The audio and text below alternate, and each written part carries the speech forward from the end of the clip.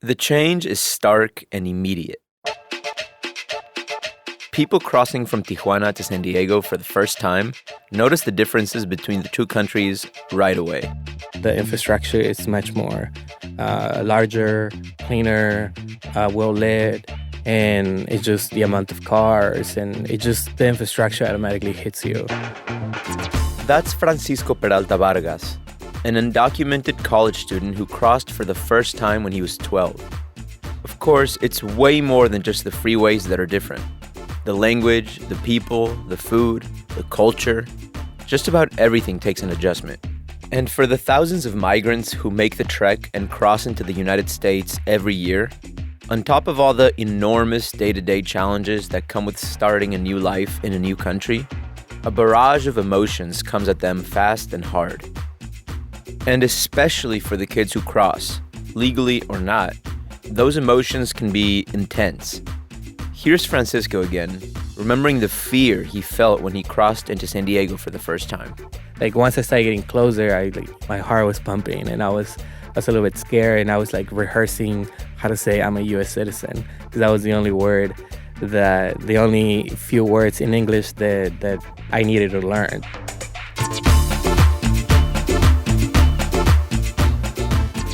I'm Alan Lilienthal, and you're listening to Only Here, the KPBS podcast about the place where San Diego and Tijuana meet.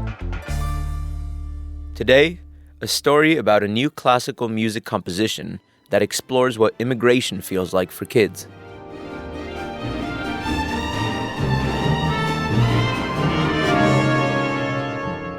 Only Here is the symphony bringing together a composer and a poet to make music about a kid crossing the border.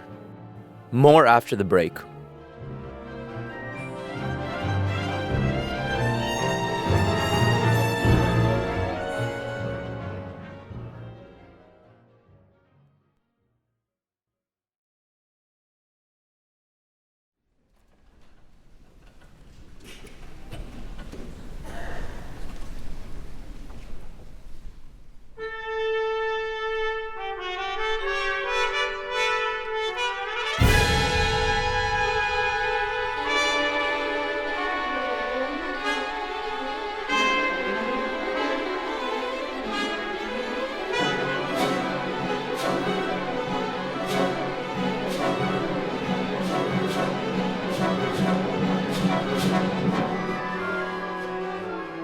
That's a bit of Brazos de Niebla, or Arms of Mist. It's the song that the San Diego Symphony Orchestra commissioned Mexican composer Javier Alvarez and former United States poet laureate Juan Felipe Herrera to create. The song in its finished form is about an hour long, but it started as a super short, succinct poem by Juan. He wrote it before family separations at the border started making the news, and before the huge Central American migrant caravan made its way to Tijuana, and all the chaos at the border that followed. Juan says he would have written about those big topics had they been happening at the time. But instead, he sat down and thought about the best way to get people to understand what immigration is like for the people who do it. Here's Juan. I come from that generation of writers, so that I'm very concerned with social change and the issues of migrant peoples and issues at large that we all face as human beings, not only in California, but throughout the nation and throughout the world as much as I can. I'm really writing into just about a few things. But if I can find the heart, that's the key. Finding the heart, or the human side of immigration, wasn't too hard. Juan says his brain zeroed in on an imaginary young, undocumented child who migrated to the U.S. with his family. To give this imaginary child a voice, he drew on his own experience growing up with migrant parents from Mexico who moved to San Diego. Juan lived in Ramona before he and his family moved to Logan Heights, a neighborhood near downtown San Diego. He says they moved around in San Diego a lot after that, continuing to live the kind of migrant lifestyle his parents were used to. He had to constantly adjust to new schools, new neighborhoods, and new friends. It was tough. Some of the first words Juan wrote down ended up being the title of the poem. Soy el niño perdido. I am the lost child. The words that spilled onto the page after that conveyed a real sense of feeling lost and alone. The world is indifferent to the child. It ignores the child.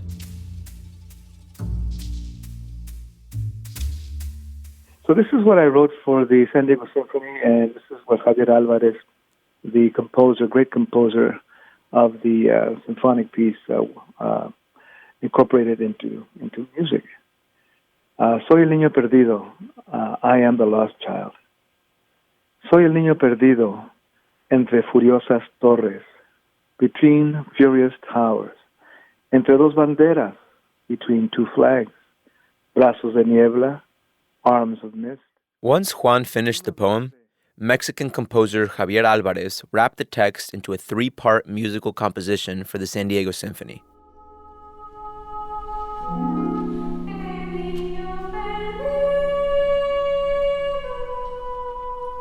The song isn't sad.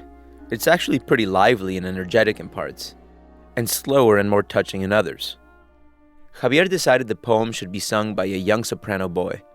He wanted that clear, crystalline voice to convey a sense of innocence as soft, orchestral music played behind it.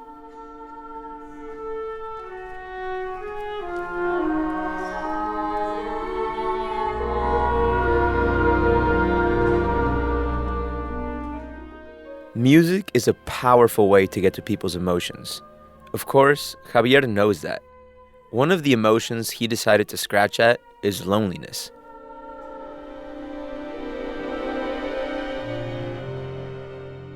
Here's Javier. Sort of helps to convey this feeling of nothingness, of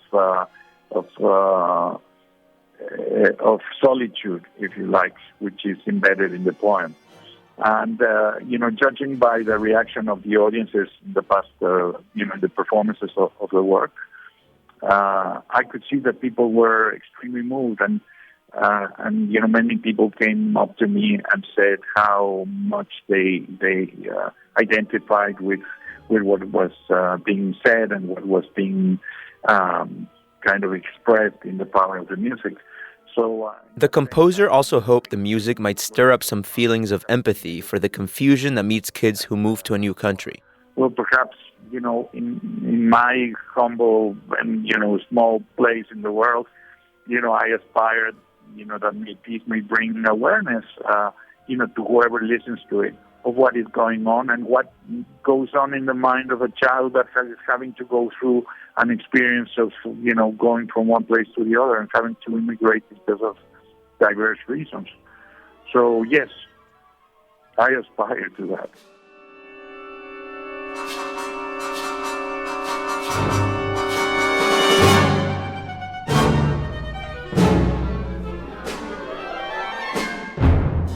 Okay, it's break time.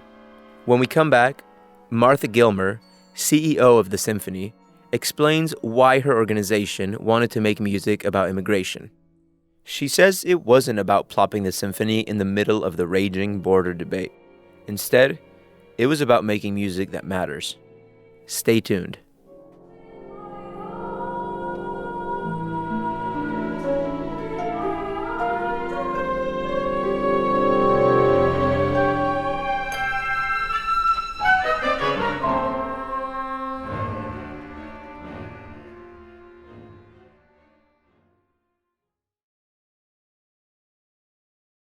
Everyone is talking about immigration, arguing about it, really. It's hard not to think about the issue when just about every news cycle leads with a story about a new Trump administration policy, a migrant caravan, or a new border wall.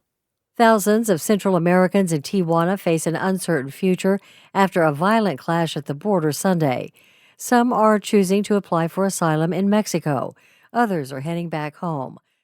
But despite the optics of tackling such a contentious topic in a time when the country is so sharply divided on the issue, the symphony CEO, Martha Gilmer, says the organization's decision to commission an original composition about immigration wasn't about making a statement for or against it. Well, I've said to people that this is not intended to be a political piece. You can see it that way, of course. And the timing, and that's what it's important to see how it evolved, because the topic has become heated and political.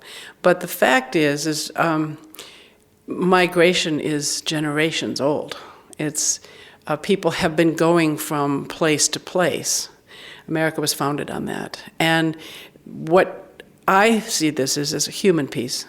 It's through the eyes of a child. It's through the eyes of someone displaced, who's both trying to acclimatize and understand the new, as well as letting go of the old, reminiscing about what there was, but also finding himself in the present. And so this kind of juxtaposition between two worlds is what migration is. And to me, that's what the piece speaks to. And, the piece itself is quite... it's lively, and it reflects this vibrant culture and the culture of Mexico with vihuelas. There are 4 vihuela players in the piece, guitars from the mariachi style.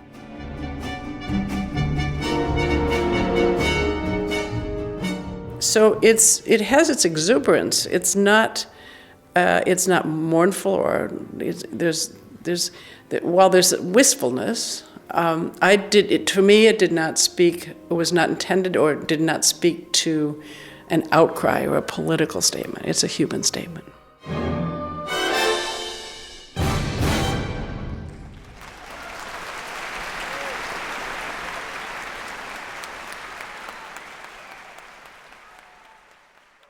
This isn't the first time the symphony has taken on the topic of immigration. In early 2018, 58 percussionists and 2 piccolo players stood on both sides of the border at the spot where the fens runs into the ocean.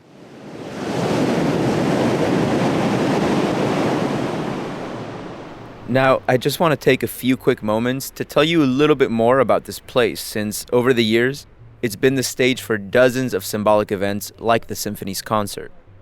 If you've never been there, just picture a beach with a big fence slicing it right down the middle and running straight into the ocean. On one side of the fence, the United States. On the other, Mexico. On the U.S. side, it's almost always quiet and empty.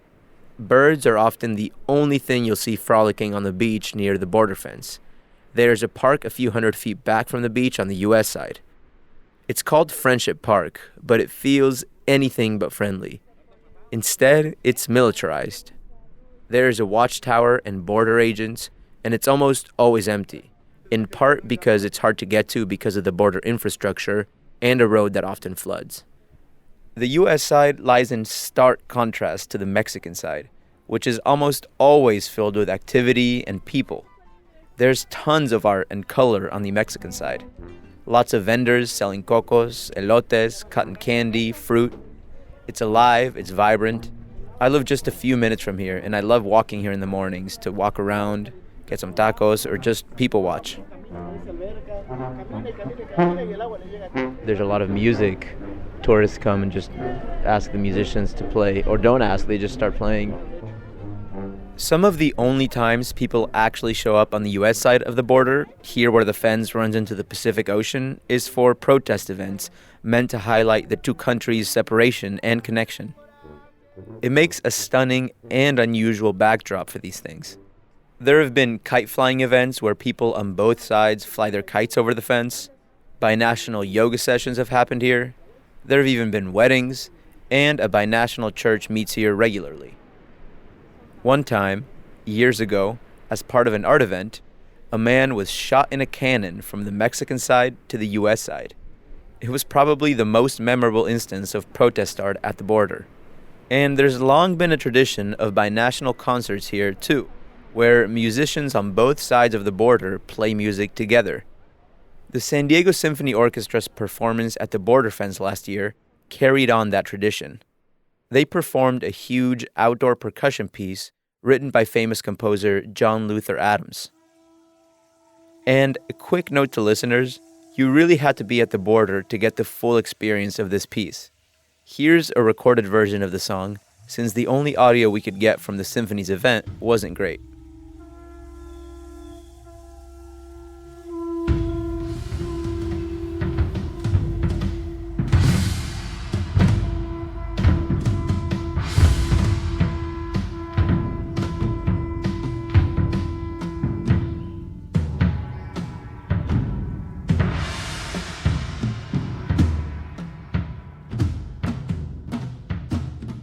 Martha says that piece wasn't meant to be a political statement for or against immigration either.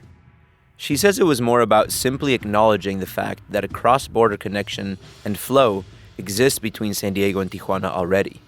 It's here. It's happening. Every single day, thousands of people, ideas, and products cross our border. We live in a border town. Martha says it's important that the symphony that exists here recognizes that and uses it as an occasional subject matter. And so we did that piece, and again, it was a human piece. It was about the fact that you cannot stop sound. And to be on both sides of the border and enjoy this piece coming from all around you I was on the Mexican side of the border, and it was, there was a party going on. People were in the park there where they come on Saturdays, and there were food vendors, and then in the middle of it there were these musicians, and people were kind of in wonder of what this was about. It was surprising.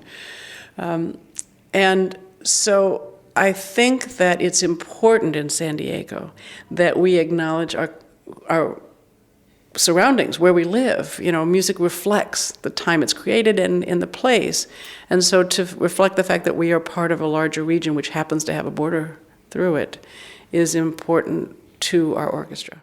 Political or not, the symphony can't help how people interpret a piece of music or how it makes them feel or react.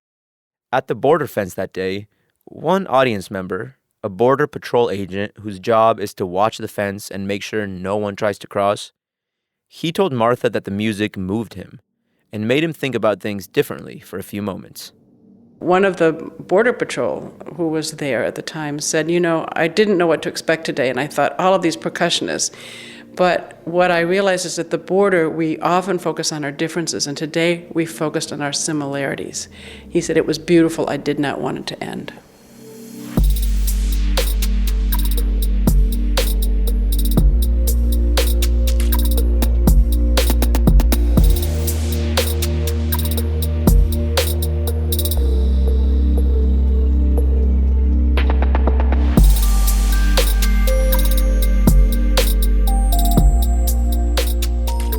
Next time on the podcast, a story about celebrating death as a way of keeping a culture alive. It's pretty much just to celebrate life and to invite them back. Their souls come back, and you put out their favorite candies, food, you put up pictures.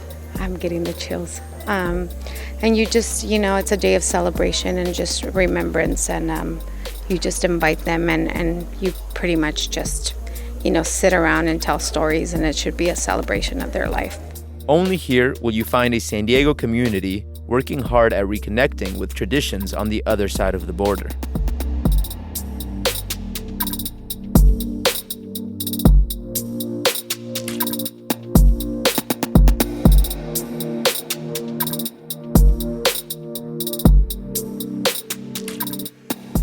Only Here is a KPBS podcast hosted by me, Alan Lilienthal.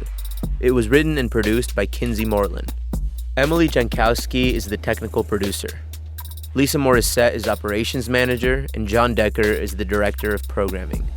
Sarah Anderson is our student assistant.